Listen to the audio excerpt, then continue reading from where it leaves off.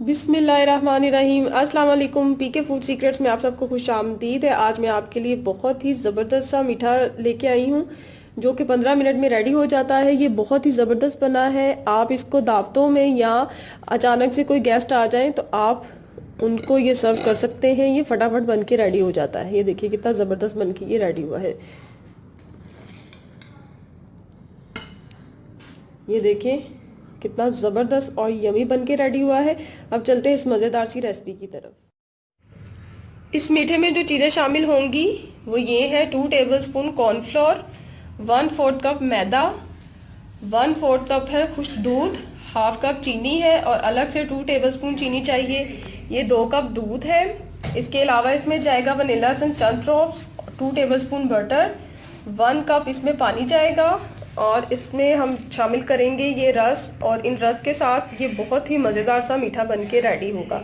अब हम इस रेसिपी को स्टार्ट करते हैं जी। तो सबसे पहले मैं शुगर सिरप रेडी करूँगी। इसके लिए मैंने लिया है ये 1 कप पानी, वो मैं डालूँगी इसमें। बिस्मिल्लाहिर्रहमानिर्रहीम।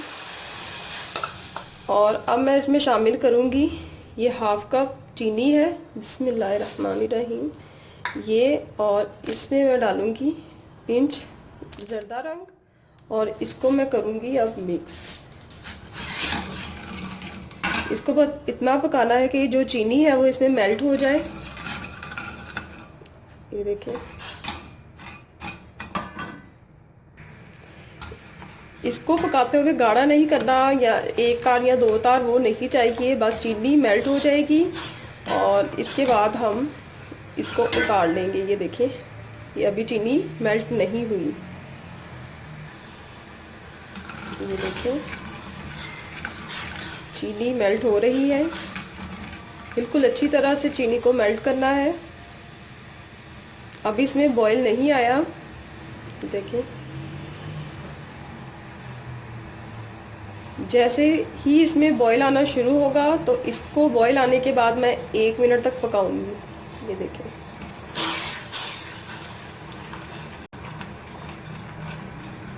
ये देखिए चीनी मेल्ट हो चुकी है। अब मैं इसको 1 मिनट तक पकाऊंगी और फिर बाद में मैं चूल्हा बंद कर दूंगी। इसको मुझे नीम गर्म ही यूज़ करना है, ये ठंडा करके मुझे यूज़ नहीं करना। ये देखिए ये शुगर सिरप अब रेडी है और अब इसको मैं उतार लूँगी चूल्हे से। और इसको ठंडा नहीं करना, नीम गर्म इस्तेमाल करना है। और अब मैं नेक्स्ट जो स्टेप है वो स्टार्ट करती हूँ जी। तो अब नेक्स्ट जो स्टेप है वो स्टार्ट करती हूँ। ये मैंने लिया है 2 कप दूध है। ये है 250 ml वाला, यानी कि ½ लीटर दूध जाएगा इसमें। ये देखिए 1 कप मैंने डाल दिया है। ये अब दूसरा कप ये ऐड कर दिया है। अब मैं इसमें शामिल करूँगी ये है 1/4 कप मैदा, ये शामिल कर दिया है। और इसके साथ ही मैं 2 टेबलस्पून इसमें डालूँगी कॉर्नफ्लोर। इसको करूँगी मैं मिक्स। अभी मैंने जो चूल्हा है वो ऑन नहीं किया। इसको मैं अच्छी तरह से मिक्स करूँगी ताकि जो इसके लम्स हैं, जो गुठलियाँ हैं, वो ख़त्म हो जाएं। इसको अच्छी तरह से मिक्स करना है कि इसमें गुठलियाँ ना बने और वो ख़त्म हो जाए। अच्छी तरह से इसको मिक्स करना है। अगर फ़र्ज़ करें आपसे गुठलियाँ बन गई हैं तो आप इसको छान के पैन में ऐड करें, तो इससे भी गुठलियाँ ख़त्म हो जाएंगी। ये देखिए अब मैं चूल्हे की जो गैस है वो ऑन करूँगी जी। तो अब मैंने चूल्हा ऑन कर दिया है और अब मैं इसको कुक करूँगी। ये देखें इस तरह से।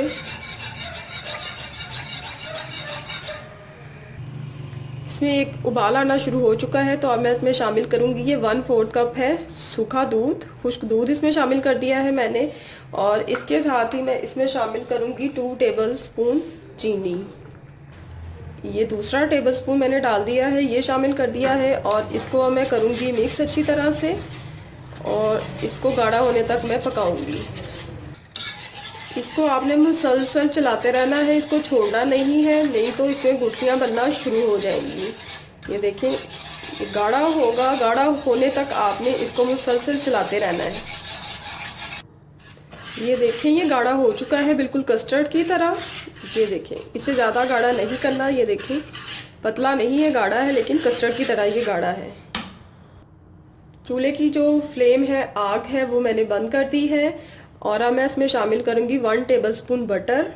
ये देखें, ये मैंने इसमें शामिल कर दिया है और इसको मैं करूंगी मिक्स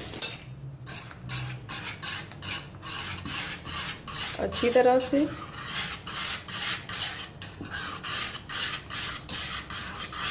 और इसके साथ ही अब मैं इसमें शामिल कर ये 1 से 2 ड्रॉप्स वनीला एसेंस के इसमें शामिल कर दिए हैं और इसको मैं करूँगी मिक्स अच्छी तरह से। और अब ये बिल्कुल रेडी है और अब मैं करती हूँ इसकी सर्विंग। ये मैंने ली है सर्विंग डिश और अब मैं इसमें ये रस लगाऊंगी। ये वही रस है जो आप चाय के साथ खाते हैं। ये देखें, ये इस तरह से, और इनकी साइडों पे भी मैं रस लगाऊंगी जी। तो इस तरह से मैंने रस लगा दिए हैं और अब मैं इसके ऊपर डालूंगी ये शुगर सिरप जो मैंने बनाया था, वो इसके ऊपर थोड़ा थोड़ा करके ऐड करूंगी। ये देखें, इस तरह से मैं सारे रस पे ये शुगर सिरप डाल दूंगी। इस तरह से मैंने शुगर सिरप डाल दिया है और अब मैं इसके ऊपर ये जो हमने कस्टर्ड बनाया था वो ऐड करूंगी।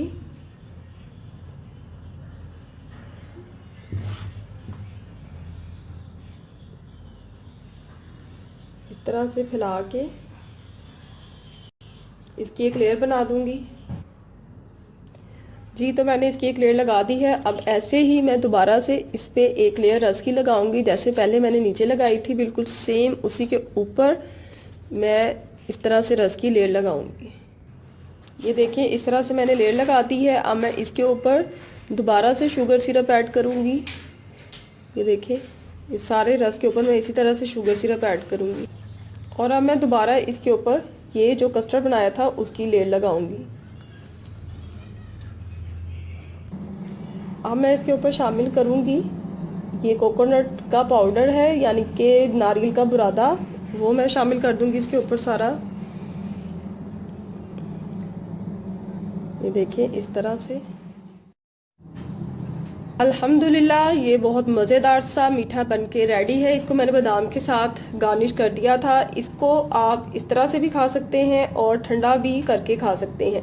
इसका मकसद सिर्फ यही है कि हमने जो रस डाले हैं उनको नरम करना है। आपने इस रेसिपी को ज़रूर ट्राई करना है और मुझे कमेंट्स में बताना है कि आपको मेरी ये रेसिपी कैसी लगी। अपनी दुआ में याद रखिएगा। अल्लाह हाफिज़।